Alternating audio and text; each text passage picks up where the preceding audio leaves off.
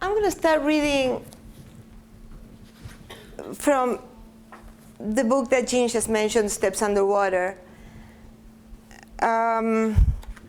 This book has been around for a certain time, but it's always there for me, inside of me, outside of me, around me, in a way or another. It's a fictionalization of my experience in prison as a political prisoner. The main character, her name is Sarah. It doesn't represent me. It represents partially this one you see here, but also other women in similar situations. I want to read from this book.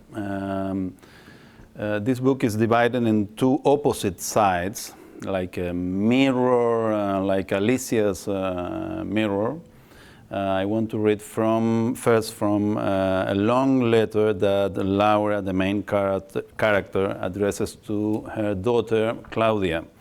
She writes from Berlin, and she's reminding herself of many traumatic experiences she had 20 years before. I remember that church as totally in shadows. It must have been illuminated by the large stained glass rose windows, but I was coming into it dazzled by the sun on the plaza, and I remember it as unlit in darkness.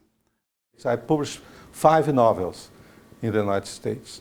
That was the first one. In 1998, it came out in the United States.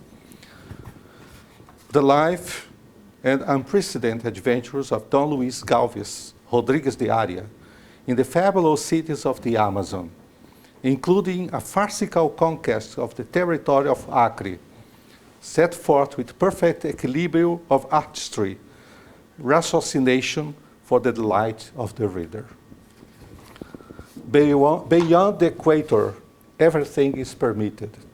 15th century Portuguese proverb. Not quite. Luis Galvez deposed. Part 1, November 1897 to November 1898.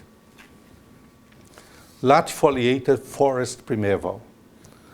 This happened to be an adventure story where, in the end, the hero actually dies of old age in his bed.